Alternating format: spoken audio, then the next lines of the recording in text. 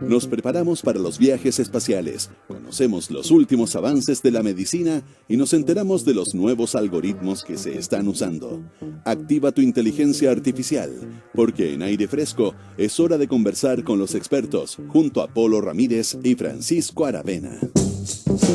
Todos los días, martes y jueves, nos juntamos con Francisco Aravena para entrevistar a personas que están haciendo desarrollos importantes en la ciencia, en la tecnología, a gente que está abriéndonos la mente y también abriéndonos las posibilidades a la ciencia, especialmente desde nuestro país.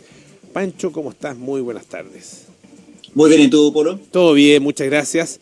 Y hoy día un tema muy interesante, además. Exactamente, un tema que es potencialmente revolucionario, y estas son como palabras que se ocupan mucho como en el titular fácil, pero yo creo que esta vez es realmente así. Esta vez sí que es verdad. El potencial que tiene. Esta vez sí que es verdad, créanos. No, nosotros no somos de exagerar porque sí, ¿no? No.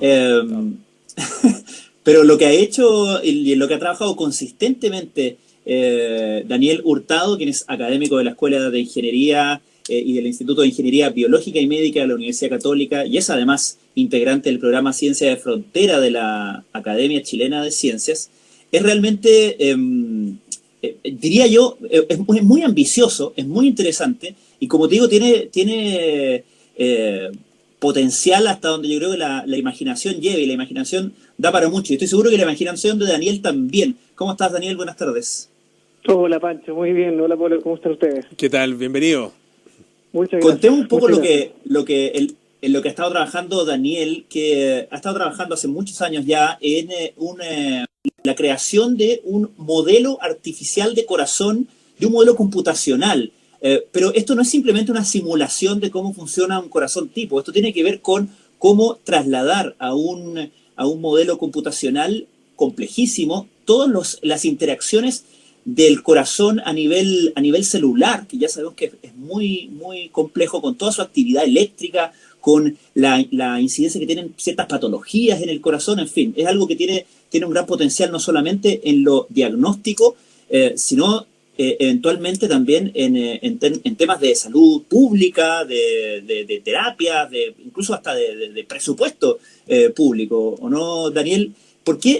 ¿Cuál fue tu primera ambición acá? Que, como te digo, yo creo que es un proyecto tremendamente ambicioso. ¿Cuál fue tu primera idea, tu primera meta? Claro. Sí, bueno, efectivamente es muy ambicioso, pero yo creo que los científicos tenemos que ser ambiciosos porque si no, no movemos el mundo. Mira, el corazón virtual, la primera meta para mí fue poder simular matemáticamente o tratar de usar matemáticas para poder comprender un sistema complejo que fuera realmente difícil o realmente complejo, si lo quieres poner en palabras, ¿no? Y entonces dije, bueno, ¿qué puede ser más difícil que modelar el cuerpo humano? ¿No es cierto? Y ahí entonces me puse a buscar cosas. Yo siempre he estado muy interesado en todo lo que es modelación matemática, pero para usarla para algunos efectos. Y justamente conocí un grupo de gente que estaba empezando a trabajar en el tema del corazón, y me di cuenta que el corazón es un órgano fascinante, que tiene muchas físicas metidas de por dentro. O sea, tú bien dijiste, hay impulsos eléctricos en el corazón, pero además el corazón tiene que contraerse, hay toda una sangre que está interactuando con la pared del corazón, y todo eso lo hace un sistema muy complejo. Entonces, lo primero que me llamó la atención es la complejidad de ese sistema, y ver si con estas herramientas matemáticas y con computadores uno puede entender ese sistema primero. ¿Te das cuenta? Claro, que es una ambición. Tú eres ingeniero, tú vienes del mundo, obviamente, de las matemáticas, ¿no? Y uno ve en el mundo de las matemáticas precisamente esa intención de describir desde las matemáticas la mayor cantidad de fenómenos posibles de describir. Y en ese sentido, uno se imagina que es justamente la biología la que les presenta los desafíos mayores, ¿no?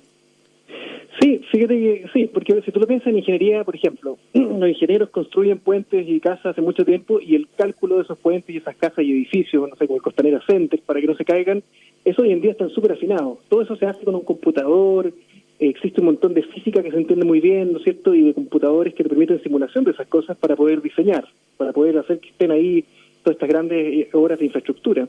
Sin embargo, la biología, esa conexión con la ingeniería, yo diría que empezó a pasar mucho después. La ingeniería, en el fondo, con la construcción, con las matemáticas y todo esto, con cosas que ya conocemos, los autos, los aviones, ha pasado hace mucho tiempo. Con la biología y la medicina particularmente es algo mucho más reciente. Y por lo mismo nuestros desarrollos también son más recientes en estas áreas. Daniel, hablemos un poco de cómo ha ido construyendo este modelo de corazón artificial, porque creo que hay algo muy, muy interesante que tiene que ver con el dinamismo de este modelo. Es decir, no estás trabajando con un corazón tipo, con información tipo finalmente. De todas maneras, si entiendo bien el proyecto, está por lo menos aspirando a trabajar con información literalmente viva, ¿no? Sí, ese es un súper buen punto, Pancho. A ver, el corazón virtual, para la gente que no escuchaba antes de este concepto, ¿no? Es un programa computacional. Y muchas veces yo se lo explico a la gente, es como una especie de videojuego, si uno quiere, pero es un videojuego extremadamente realista, que se basa en electricidad, ¿no es cierto?, en magnetismo, en mecánica de fluidos, para poder predecir, ¿no es cierto?, y entender el comportamiento del corazón. Ahora, uno podría hacer un modelo muy simplificado, como dices tú, del corazón, y eso se ha hecho hace tiempo, para poder entender cosas básicas. Ese es el punto de partida siempre de la ciencia, ¿no? Simplifiquemos todo para poder entender conceptos muy básicos, y eso nos ha permitido avanzar mucho. Pero la idea del corazón virtual hoy en día, gracias a la capacidad que tienen los grandes computadores, los supercomputadores, es poder incorporar la mayor cantidad de información que es específica del paciente o de la persona que yo quiero estudiar. Entonces, como tú bien dices, ya se sale de un corazón genérico, y de hecho el corazón virtual, por ejemplo, los que nosotros construimos, ¿no es cierto?, en mi laboratorio, son simulaciones que se basan en imágenes médicas, radiológicas, en donde tú puedes, en el fondo, explorar toda la anatomía del corazón, puedes ver las estructuras que están dentro del corazón, los músculos papilares, las distintas cámaras del corazón, las válvulas, si tú quieres también, específicamente para ese paciente. ¿Por qué es importante esto? Porque justamente, por ejemplo, cambios en la anatomía que pueden estar asociados a enfermedades, te das cuenta, o malformaciones que hacen que el corazón no funcione de manera correcta. Y eso un modelo genérico no lo puede capturar. Entonces, como tú bien dices, hoy en día lo más importante de un modelo es que puede ser muy predictivo para un paciente en particular y que no sea algo genérico. ¿Te das cuenta? Estamos conversando con el doctor Daniel Hurtado, que es académico de la Escuela de Ingeniería Instituto de Ingeniería Biológica y Médica de la Universidad Católica, también integrante del programa Ciencia de Frontera de la Academia Chilena de Ciencias. ¿Cómo es, de dónde sale y qué dificultades presenta la recolección de la información, en definitiva? Porque, claro, esto, como tú explicabas, Daniel, no es un modelo único para, por así decirlo, todos los corazones, sino que se adapta a este corazón virtual, se adapta a las características del corazón de cada uno de los pacientes. ¿De dónde surge y cómo es la transformación de esa materia prima? Es súper buena pregunta, Pablo, porque efectivamente en medicina siempre uno trabaja con información acotada. Es difícil conocer, por ejemplo, las propiedades de las células que están dentro del corazón humano, porque básicamente uno tendría que sacar ese corazón y sacar esas células y de ahí recién estudiarlas. Entonces, a ver, nosotros para construir los modelos de corazón que son pacientes específicos, uno del insumo principal, diría yo, son las imágenes radiológicas, ¿no? Tú con eso puedes sacar mucho de la anatomía, de la geometría, pero estas imágenes también te pueden dar información de algunas cosas más funcionales de lo que está ocurriendo en el corazón. Por ejemplo, imagínate una persona, un paciente que tuvo un infarto al miocardio, ¿ya? El infarto al miocardio significa que hay un tejido cardíaco que dejó de tener oxígeno, ¿no es cierto? Y entonces se muere, todas las células que están ahí ya no siguen funcionando, se convierte en una especie de cicatriz, ¿no es cierto?, ese tejido, y esa cicatriz básicamente no conduce electricidad, es decir, no puede funcionar como normalmente funcionaría el corazón. Eso es lo que pasa a una persona que tiene un infarto al miocardio. Ahora, esa información de que no conduce electricidad, hoy en día es posible de alguna manera inferirla a través de imágenes médicas, por ejemplo, de resonancia magnética cardiovascular. Entonces, justamente, estos modelos también han avanzado mucho de la mano de que hoy en día podemos, de alguna manera, tomar más información de las imágenes que nos pasan los médicos. ¿Te das cuenta? Podemos inferir muchas más propiedades eléctricas, mecánicas del corazón en base a estas imágenes médicas. Y eso también es un área que, de alguna manera, mientras se va desarrollando y va avanzando, también nos permite a nosotros hacer mejores modelos.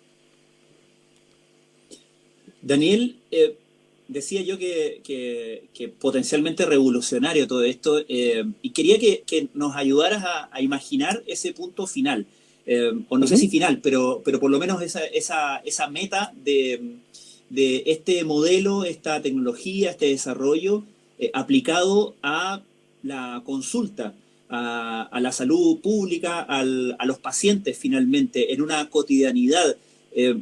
¿Cómo sería ese escenario, esa dinámica? Sí, te pongo un caso muy concreto. Es un caso, no lo estamos desarrollando nosotros, probablemente tal lo está desarrollando investigadores en la Universidad de Johns Hopkins, en Estados Unidos. Pero este grupo, por ejemplo, hace algo muy puntual que puede ser muy ilustrador de una de las potencialidades que tienen estos corazones virtuales. Hay muchas otras y nosotros hemos ocupado en otros contextos. Pero en este en particular, por ejemplo, una persona, cuando un paciente tiene arritmias, típicamente son arritmias auriculares, por ejemplo, porque las ventriculares pueden ser fatales. Pero las arritmias auriculares son aquellas que persisten en el tiempo y que obviamente generan un malestar, ¿no es cierto?, y que eventualmente se pueden volver letales, ¿no?, pero que efectivamente bajan la calidad de vida y todo, ¿ya? Ahora, la manera de terminar con estas arritmias que están en las aurículas del corazón, que son las cámaras que reciben sangre y después las botan hacia los ventrículos, ¿no es cierto?, es que son como espirales. Imagínate, son como especie de, no sé cómo explicarlo bien, pero como gusanos que se mueven dentro, no dentro, sino que hacen que la contracción no sea muy coordinada, ¿no?, que se comporte de manera como muy desordenada, ¿ya? La manera, en el fondo, de parar esa fibrilación, ¿no es cierto?, auricular, es que los médicos introducen un catéter dentro de la aurícula y van quemando algunos puntos del corazón, muy poquito, ¿ya? Pero cuando queman esos puntos, lo que hacen es que cortan estos circuitos, estas arritmias que se van formando, y ahí de alguna manera restablecen la sincronización, ¿no es cierto?, de las aurículas, ¿ya? Ahora, esta es una operación que es muy clásica, lleva mucho tiempo, ¿ya?, pero la tasa de éxito de esa operación, o sea, de que el paciente quede bien en la primera operación, es extremadamente baja, ¿ya? Típicamente un paciente pasa por una ablación, 2 ablaciones, 3 ablaciones, hasta 4 ablaciones antes de que la arritmia se vaya completamente, ¿sí? Y como tú en el fondo te imaginarás, cada una de estas cirugías, ¿no es cierto?, involucra un montón de riesgos, involucra costos, por supuesto, porque hay que sedar al paciente, ¿no es cierto?, meterlo en una sala especial, ¿no es cierto?, traer al cardiólogo, etcétera, tomar imágenes y todo lo demás. Entonces, es un proceso que es súper poco eficiente si tú lo ves desde un punto de vista de que se repite muchas veces antes de llegar al resultado final. Y todas esas repeticiones son muy necesarias, ¿ya? ¿Por qué son muy necesarias? Porque hoy en día se sabe poco, se puede predecir poco, ¿no es cierto?, de cómo va a evolucionar después esa arritmia una vez que tú quemaste una cierta parte. Entonces, en Johns Hopkins lo que están haciendo es están jugando estos mismos modelos que nosotros estamos desarrollando, ¿ya? Y lo que hacen ellos es que simulan la operación antes. Y no solamente simulan una operación, sino que simulan 100 operaciones distintas, ¿ya? La gracia de poder simular 100 operaciones distintas sin tocar al paciente es que tú puedes ver cómo de alguna manera el resultado clínico de cada una de esas operaciones, y le puedes decir, mira, esta operación sigue con una arritmia persistente, esta es muy poquito, en esta no hay nada, ¿ya? Y de alguna manera con eso tú puedes entregar la información al médico para que él pueda decidir, mira, sabes que yo había estado en 3 o 4 casos, pero parece que estos 3 o 4, este que está acá es el mejor, es el que tiene menos riesgo de necesitar una segunda operación. ¿Te das cuenta? Y eso es algo que hoy en día la tecnología, los códigos computacionales, ¿no es cierto?, y la tecnología para armar estos modelos está, pero se está validando clínicamente, es decir, se está probando en pacientes, siempre obviamente de la mano de un médico, ¿no es cierto?, nunca va a ser los ingenieros solos, pero todo esto se está probando hoy en día y se está viendo que es más efectivo, que es capaz de predecir el resultado de la operación y que al mismo tiempo nos puede ayudar a reducir ese número de intentos.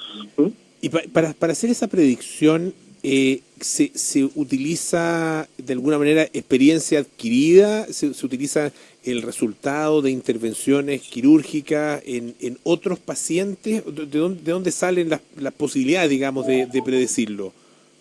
La posibilidad, bueno, sí, todos estos modelos tienen que ser validados, ¿no? O sea, uno propone un modelo y hay toda una sociedad científica que valida estos modelos en distintas situaciones, para distintos casos, distintas arritmias, ¿no es cierto? Siempre hay que validarlo.